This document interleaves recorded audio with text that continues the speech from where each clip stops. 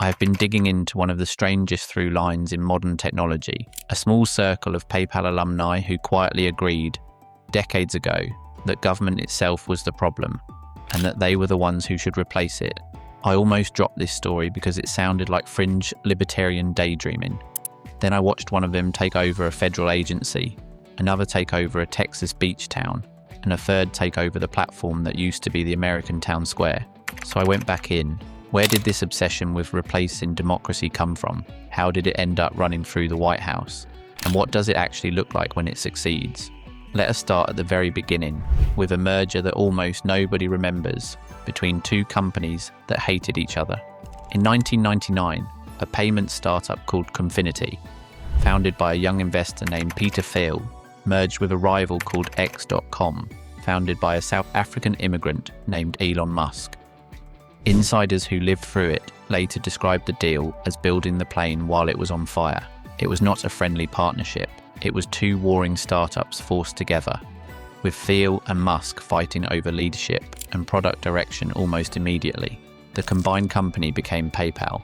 When eBay bought the company in 2002 for roughly $1.5 billion, most of the founding team walked away wealthy and left almost immediately.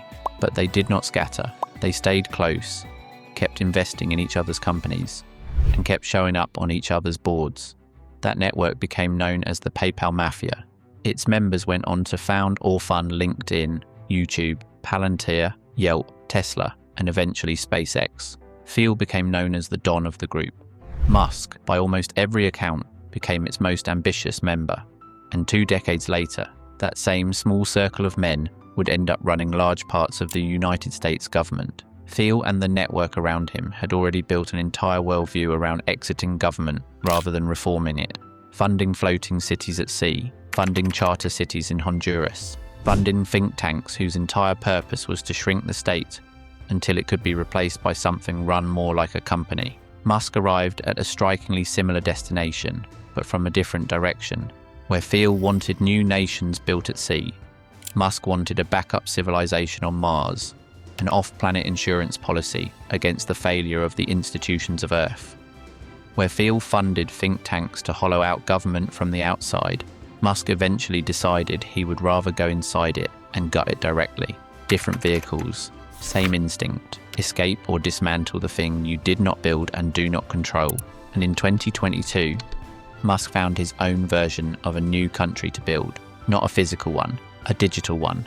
He bought Twitter. The acquisition was framed publicly as a free speech rescue mission, a stand against censorship, a gift to public discourse. What it actually became was a live demonstration of the exact idea running through this whole movement. Replace a public commons with something one owner controls completely. Trust and safety teams were gutted almost immediately. Verification, once a marker of authenticity, became a subscription product available to anyone willing to pay. Fact-checking was outsourced to a crowdsourced system called Community Notes, operating under rules that Musk himself sets and can change at will.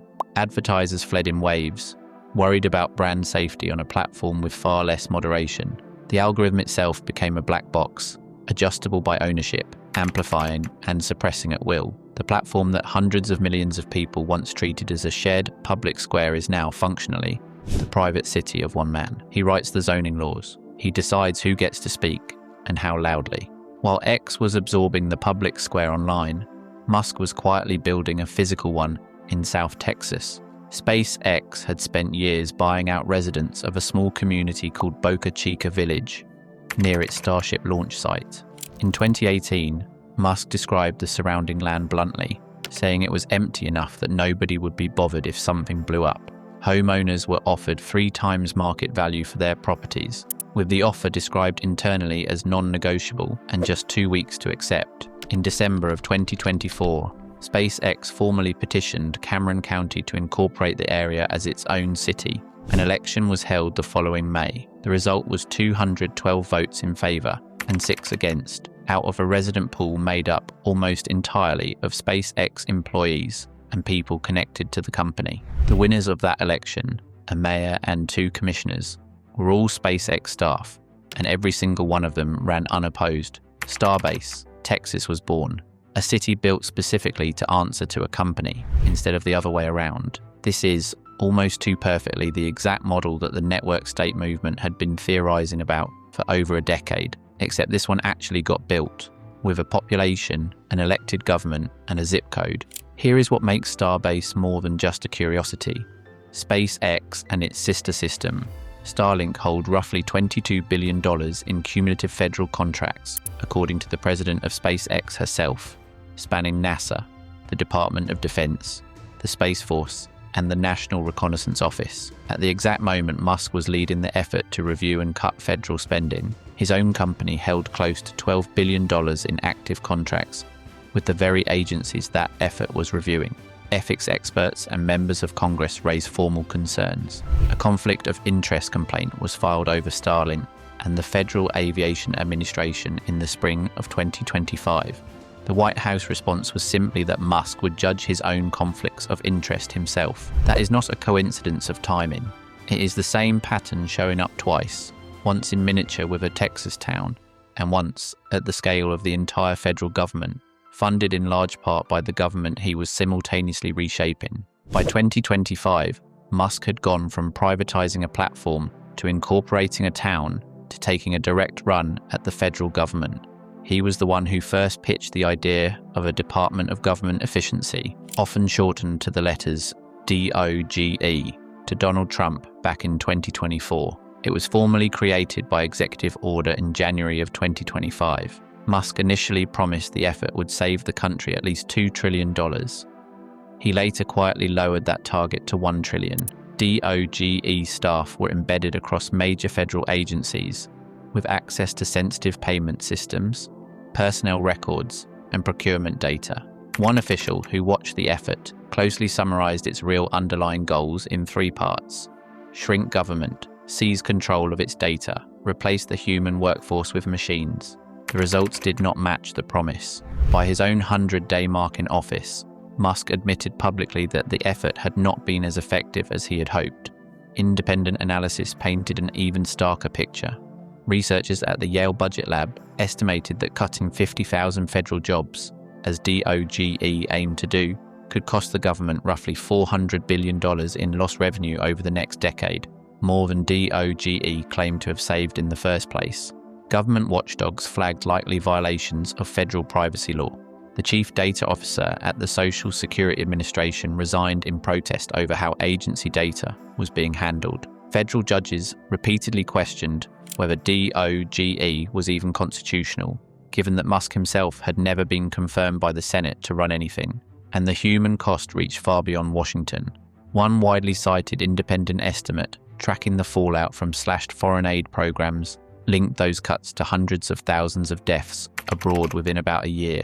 By the end, even Musk himself, in an interview, only called the whole effort somewhat successful, not the trillion-dollar transformation he had promised on stage at campaign rallies. A shrinking agency that quietly wound down, its remaining duties folded into an existing federal office. Musk did not do any of this alone. More than a dozen people connected to Peter Thiel's companies and philanthropic network were folded into the new administration alongside him. Thiel protege J.D. Vance became Vice President of the United States. Fellow PayPal alum David Sachs became the administration's lead on artificial intelligence and cryptocurrency policy. And the companies inside Thiel's orbit did not do badly out of any of this either. Palantir stock climbed sharply after the election.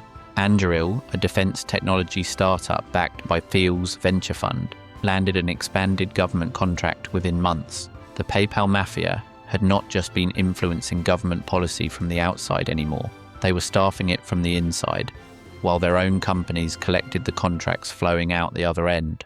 Reporting on Musk's family history in South Africa added an uncomfortable layer to all of this. A Guardian journalist who covered the final years of apartheid has described Musk's upbringing as shaped by extraordinary family wealth during that period, and has traced his political instincts to a narrative pushed by groups like AfriForum, claiming that white Afrikaners are the true victims of South Africa's transition away from apartheid. That narrative did not stay confined to online arguments. It showed up directly in foreign policy, shaping decisions about refugee status for white South African farmers and cuts to broader foreign aid for the country. A worldview shaped inside a defunct system of racial hierarchy was now shaping how the most powerful country on Earth treated an entire continent. By late 2025, Musk had stepped back from day-to-day work at DOGE, and his public relationship with Trump had visibly soured after a bitter falling out, playing out in real time on social media. But stepping back from one lever does not mean stepping back from the project. In March of 2025, Musk's social platform X and his artificial intelligence company, known as XAI, were folded together into a single holding company. Less than a year later, in February of 2026, SpaceX went further and acquired XAI outright, combining the rocket company, the social platform, and the artificial intelligence company into one entity valued at roughly $1.25 trillion. Described at the time as the largest merger in history, a few months after that, SpaceX went public, raising $86 billion in the largest initial public offering ever recorded, and briefly making Musk the first trillionaire in the world. More data, more compute, more control, less separation between the rockets, the social platform, the news people see, and the artificial intelligence being trained on all of it. Starbase still stands as the working proof of concept, a city built to serve a company's launch schedule instead of its own residents. And SpaceX and Starlink's dependence on federal contracts has not gone anywhere either. None of this was ever really about efficiency, or free speech, or rockets. It was about testing, piece by piece, whether a small number of extremely rich men could run the things democracy used to run: a platform, a town, a federal agency, better, cheaper, and answerable to absolutely no one but themselves. Some of those experiments failed outright. Some of them are still standing, quietly, in South Texas and inside the machinery of Washington. The people who built them are not finished, and the only real check on any of it has always been the same one: public attention, public pressure, and the slow, unglamorous work of actual democratic accountability, applied while there is still something left to hold accountable.